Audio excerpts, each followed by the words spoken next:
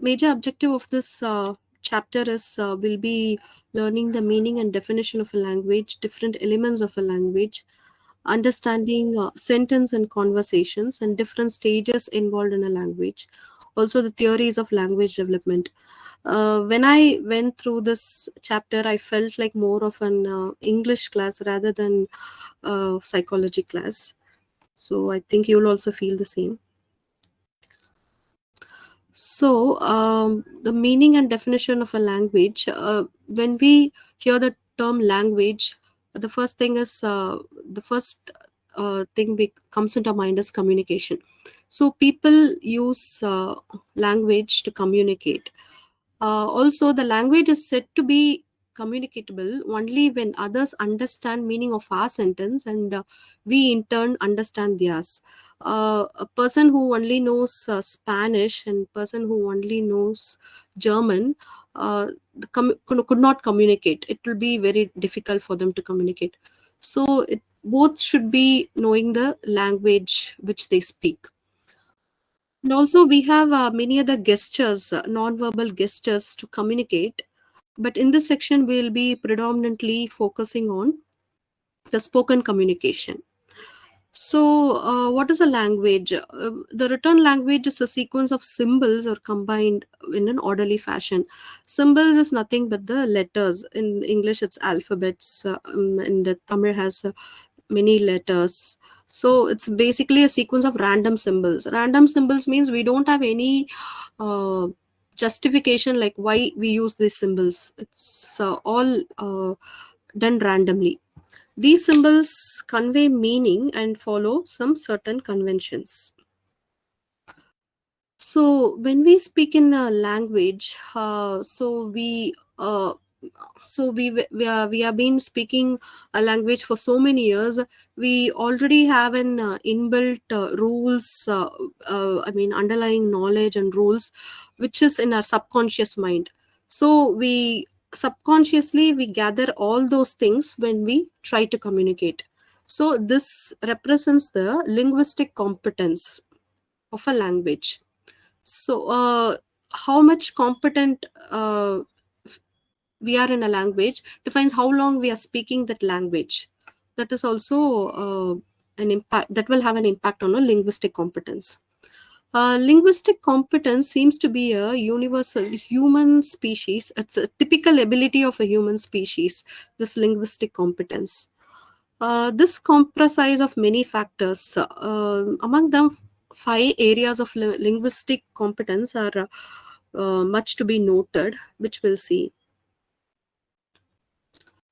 5 areas of linguistic competence. First, we can tell ourselves we are linguistic competence in Tamil or English or whatever language we know by understanding but the sounds or written elements of a language and rules for combining these basic elements into units, such as words that have the meaning. Second, we have knowledge of grammar or syntax and rules of that language. Rules of that language means to frame a sentence, we need to know which noun should come at the beginning or the verb should come, something like that. That can be considered as a rules.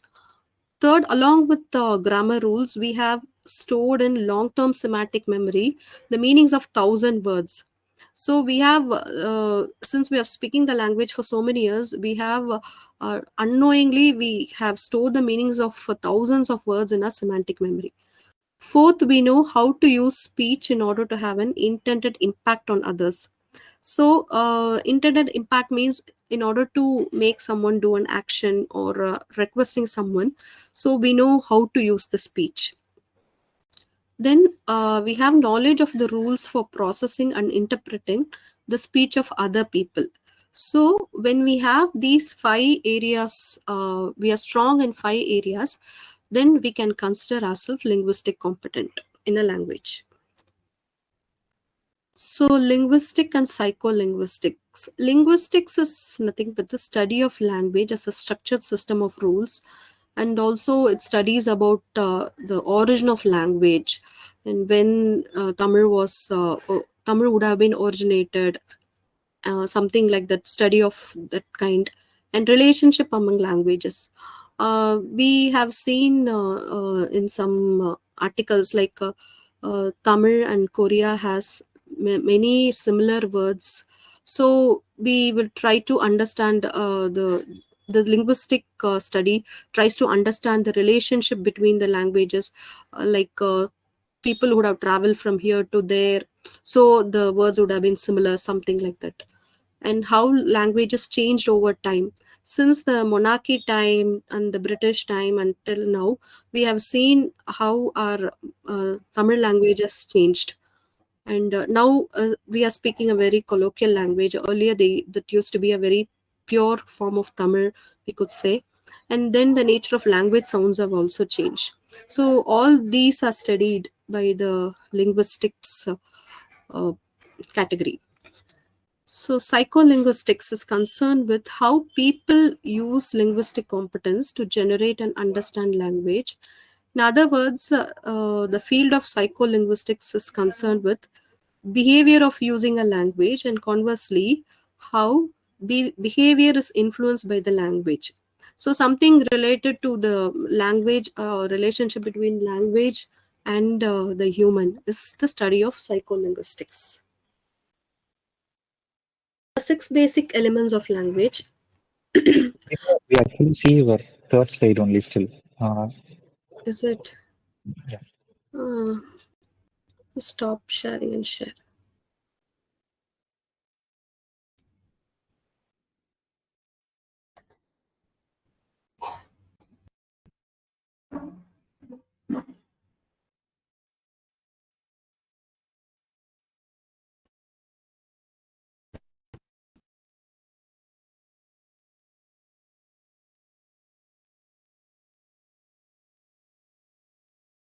So you were, Yes, it's visible now. Third yeah, slide. Yeah. okay, yeah, thanks. So this one I went through linguistic competence. That is, you know, got already. It's a competence of how competent we are in a language, how fluent and how grammatically we use the language intact. That is referred to as linguistic competence. And the five areas of linguistic components, told, sounds and the words, how we can put together the sounds to form the words. And we have the knowledge of grammar and syntax, and also the long-term semantic memory, which stores the meanings of thousands of words. And fourth, we know how to use speech in order to have the impact on others. And fifth, we have knowledge of rules processing and interpreting the speech of other people.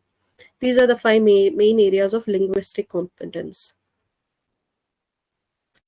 So, linguistics is a study of language and the origin of language and the relationship among languages, how languages changed over time, and nature of sounds, language sounds. Psycholinguistics is concerned with the language and the relationship between language and humans. We can consider how people are using the language and how language influences people. So we could see the behavior with English people and behavior with Hindi speaking people. I don't know really the language has the impact, but maybe it could be. That is called psycholinguistics. So a language has six basic elements. So it's the first one is phonemes, syllables, morphemes, words, clauses, and sentences. Okay. We see phones and phonemes. Phone is linguistics refers to a speech sound that is produced by the vocal cords. That is a basic building block of a spoken language. It could be considered as uh, just a sound. If we say banana, so the ba sound, that could be considered as a simple phones. A phoneme is a set of similar speech sounds that are perceptually regarded by the speakers of a language as a single basic sound.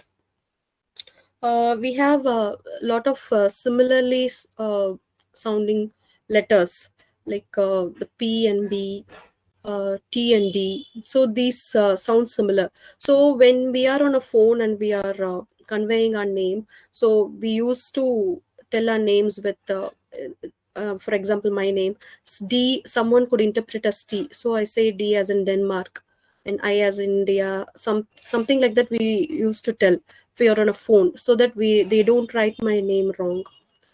So this is called phonemes. So we could see the examples like pat, bat, that could sound similar when we are speaking in a hurry. So but, bud. So these are called phonemes. Syllable. Syllable is a unit of sound. It could be considered as a stress, where we while we speaking in a word, where we stress much, something like that. More specifically, it is a single segment of uninterrupted sound that is typically produced with a single pulse of air from the lungs. So we say banana, so we have ba, that is and yan, na, that is one syllable. So that is called a syllable. Syllable can have more than one letter. However, a syllable cannot have more than one sound. Okay, a syllable can have one letter. We can consider we have a single letter, like in Tamil we have T. That will be as a fire. So that will be like just having one letter and can have more than one sound. There are two types of syllables. Open syllable.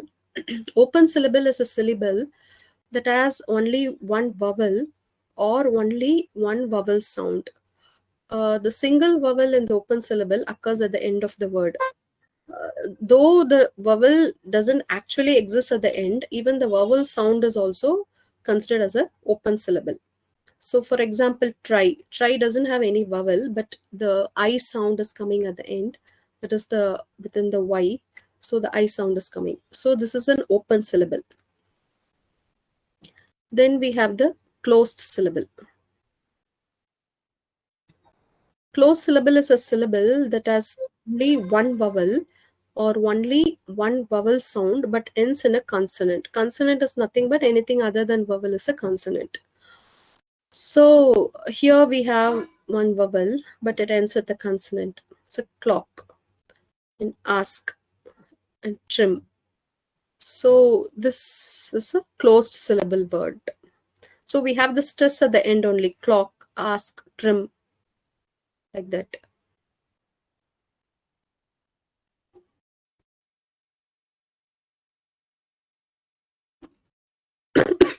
Sorry. So the next is morphemes, words, clauses, and sentence. These are the remaining four elements of the language.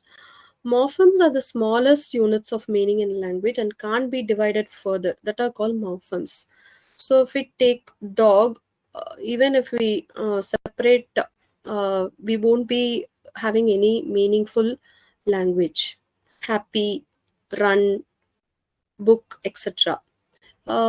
Instead of that, if we have a word called football, when we separate foot and ball, we have a separate meaning. So these are called the basic unit, smallest unit, which have a meaning, but when it's divided, it doesn't have a meaning. So that is called morphemes.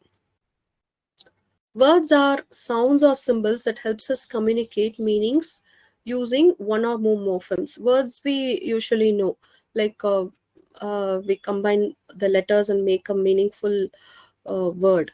So that is self understood. So words are combined by the rules of grammar into clauses, and clauses are formed into sentence. So clause consists of a verb and its associated nouns, adjectives, and so on. A verb, like it's an action, an associated noun is a name of a person or a place, anything, an object is associate, that is called nouns. And adjectives can be a description of the noun, how the object is, it's the texture of the object, color of the object. Could we explain through the adjective?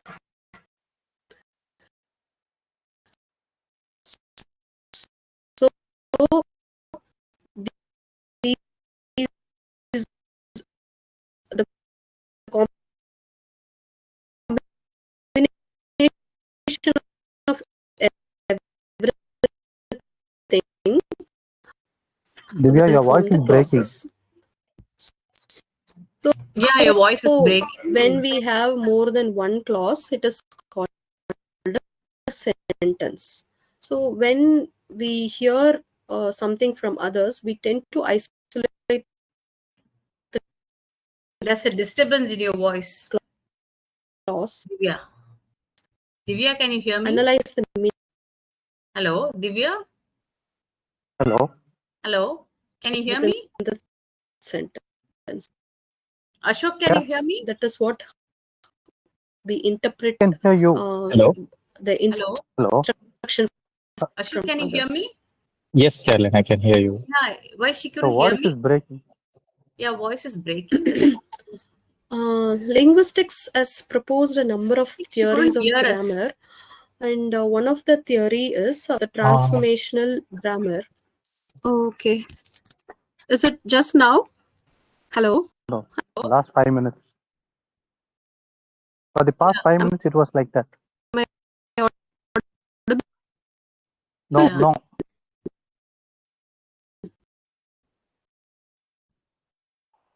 Some network issue, I guess.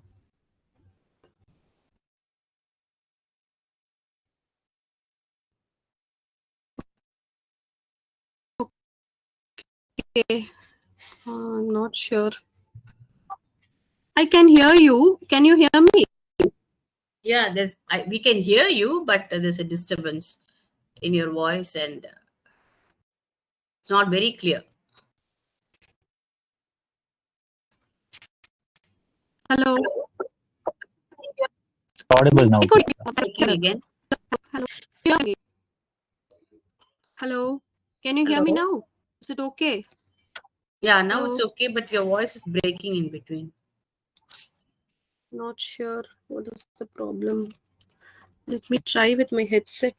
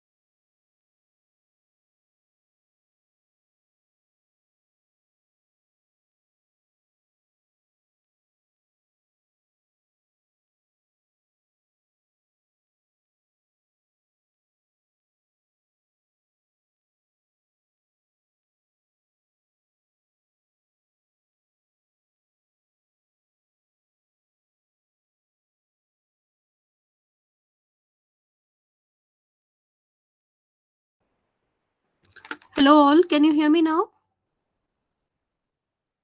Yes, you are audible. Yeah. Yes, yes, yes. Okay, I'm not sure. I left and joined again.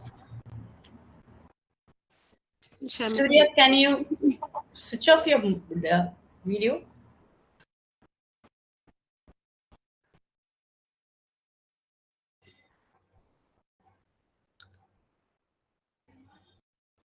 I thought it's me.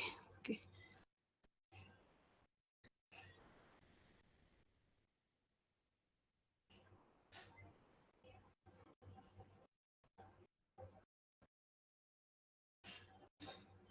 Are you seeing my screen? Yes, your screen is visible. Yes, yes, yes. So you are good with slide 10, or I need to go through it again?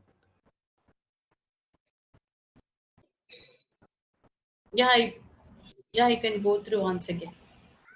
Okay.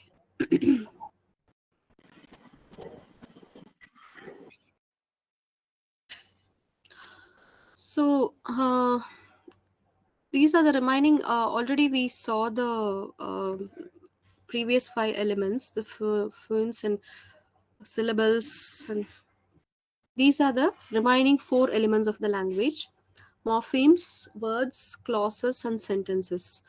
Morphemes are basically a smallest unit of meaning in a language that can't be divided further. Once we divide, we don't get any meaning. Those are called morphemes. So we have an example of dog, happy, run, book, etc., which we further divide, we won't be getting any meaningful word. So in contrast to morphemes, we have football. What else we can consider?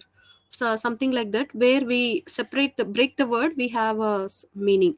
Foot has a meaning and ball has a meaning. So those are called morphemes. It's the smallest meaningful word in a language. Words are sounds or symbols that helps us to communicate meanings using one or more morphemes. So words we usually know, like it's a combination of letters or morphemes, which gives us a meaningful uh, something meaningful. So words are combined by the rules of grammar into clauses, and clauses are formed into sentences. A clause consists of a verb and associated nouns, adjectives, and so on. A clause consists of a verb, that is an action, and associated nouns, that is an object, a person, or a place. And adjectives is the description of the noun, like the texture or how the place looks, and how what the color of an object, something like that describes the objective. So this is the rules of a grammar. When we hear a sentence with more than one clause, we as a human brain tends to separate the clauses in a sentence, and we process each clause one after the other. So these are the 6 elements of the language. So grammar and meaning. Linguistic has proposed a number of theories of grammar. The theory of transformational grammar is one of the best known and most influential. In this theory, it proposes 2 kinds of structure are used in um, framing a sentence, or framing a sentence. So that could be a deep structure and a phrase structure. Deep structure refers to underlying meaning of a sentence as it is represented and comprehended in a brain. So when we see a boy kicking the ball, so when we try to say that, we don't think of grammar and all. At that time we say the ball was kicked by the boy, or the boy kicked the ball, or in whatever form in which someone could understand, we could say that. That is called a deep structure sentence. A phrase structure sentence consists of an set of ordered rules and rewrite rules which are applied stepwise. So, an English sentence typically consists of a noun phrase followed by a verb phrase. So, the earlier example also has a typically a noun. It has the noun phrase followed by the verb phrase only, but still we could convey it in any way. That is a deep structure. A phase structure is you follows the typical grammatical structure. That is, my sister bought a car. That could be told as the car was bought by my sister, something like that. But these are the two different structures of a sentence, of formation of a sentence. Meanings of words and concepts. The study of word and concept meaning is known as semantics. Semantics is basically the understanding the word and the concept behind a sentence. Without some agreement on what words and concept mean, communication would be impossible. So we in any language we have an already agreed set of semantics that is known to everyone. That is the way we understand the communication on a particular language. One approach might be to agree to use only the dictionary definition of words. Another way would be the concept meanings are represented in our mental dictionaries. For example, considering the word chicken, when we say the word chicken, the below factors comes to our mind. This will be in our mental dictionaries. The chicken is a living creature. It's a bird. It has feathers. That it tastes good when we eat. So these kinds of things are also there in our mental dictionaries. So this is the concept, understanding the concept and words in our semantic memory. This collection of features is one way we have of mentally representing the meaning of the word chicken. So we have when we take a word, we have one approach is to use the dictionary defined format and this mentally defined format. That is what they are trying to explain here. So the next comes the pragmatics. The word pragma implies action in Greek. It means whatever we speak, if it is having an impact on others, it's known as a pragmatic language. Just as rules govern the combination of words into grammatical sentences, there are rules that members of a language community implicitly understand about how to use language socially in interpersonal relationships. We have certain rules and grammars and syntax for any language. Apart from that, we have certain rules so that we maintain an interpersonal relationship among others, social and interpersonal relationship. So certain factors like situation, mood, influence these speeches. It influences automatically and unconsciously most of the time. And so these are the factors. Scenarios that need to be taken into consideration for pragmatics. So context and situation. When we have a meeting and one person comes on time, they were addressing about one person and they tells like John was on time yesterday. This could be sarcastic sentence also because it could imply he would come late every day, but he had come on time yesterday. Without the context and situation, we can't understand whether the sentence was told sarcastically or it is an recognition of his punctuality or something like that. So context and situation decides the tone of the sentence. Then we have the status. So when we usually address any person of any profession, so we usually call them a professor, doctor, or an teacher. Usually we address by that way. But if the person is very well known to us, we usually they are very a family friend or a family member, so we address them with the name or whichever way we are convenient. So that also impacts our way of speaking. And conversation rules. So when we are requesting a help in a public place, like if we are in a bus and we want to get the tickets, so please pass the change, we request them. So this is the conversation roles. There are many conversation roles, like how to behave in a public place, and how to behave in a crowded gathering, or a public gathering, or something like that. There are conversation rules. These are called the pragmatics, which have impact on others.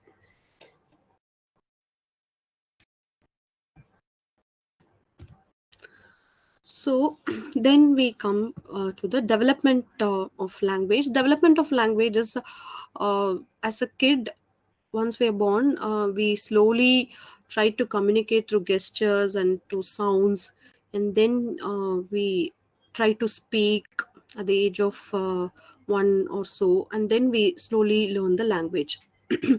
So that is what is uh, given here. Through the first weeks of life, infants have only one major means of verbal communication, that is crying. Then, after a few short years, children progressively rapidly speaking whole sentence and acquire a vocabulary of hundreds or even thousands of words. So they have given the milestones of how the child communicates. So average in 12 weeks, the infant smiles when talked to, making cooing sounds. This cooing sounds we have seen in our SEM 1. And then at 16 weeks, it turns its head and responds to human voice. At 20th week, it makes vowels. Vowels, it doesn't know it's a vowel, it just makes an e, something, those kind of sounds while cooing. So 6 months So Divya, progresses again your voice from is breaking. cooing to babbling, that contains Hello. all sounds of human page, Divya, again your human voice is speech. breaking.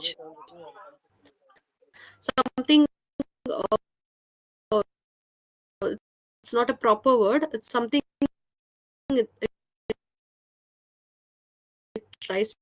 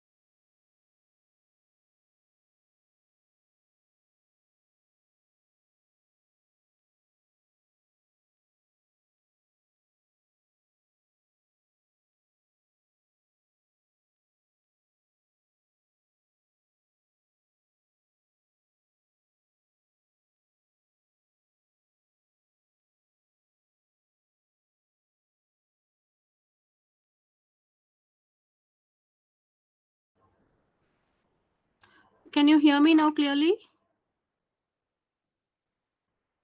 Yes, you are audible now. Sorry, I'm not sure what's the problem.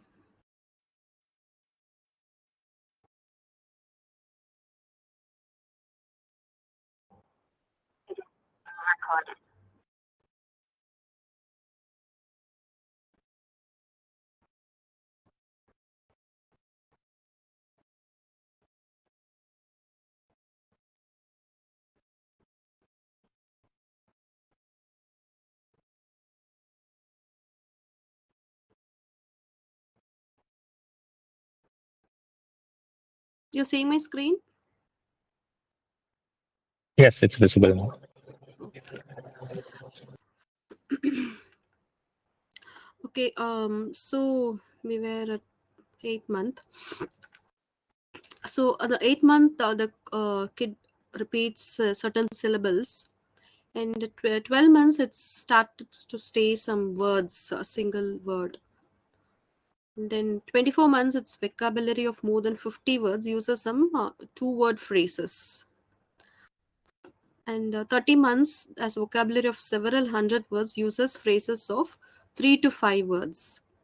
And at 36 months, as vocabulary of about 1,000 words.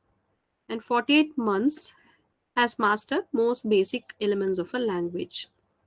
So this is the milestone of language development since birth. So we have different theories of language development. The first one is social learning view. This suggests this mostly the language, how the kid learns a language is by operant conditioning and imitation. So it sees the parents or the whoever is at home speaking to the kid. It observes that, and also the operant condition, like once it gets some nice food or something like that, when the mother tells the kid to repeat a word, so it's a kind of operant conditioning. So this theory suggests this could be the reason for the language development. And innate mechanism view proposed by Noam Chomsky 1968 suggested that language acquisition is at least partly innate. Partly innate in the sense we have an inbuilt tendency to grasp grammar and languages. Our neural system is built in such a way. Finally, cognitive theory offered by Slobin 1979 recognizes the importance of both innate mechanism and learning. So both go hand in hand, and then which helps facilitates in the language development. This theory suggests that children possess certain information processing abilities inbuilt, and the strategies also which they use in acquiring the language, that is a learning or repeating something again and again. So this also aids in the language development. So with this we are concluding this chapter. So do you have any questions?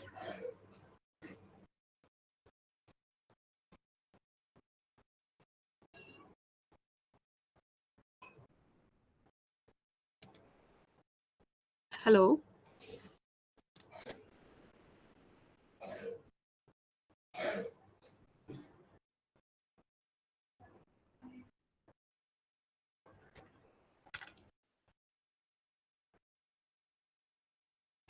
Okay, thank you all for your time. Thank you. We'll Yeah, make another thanks, session. Divya. Yeah.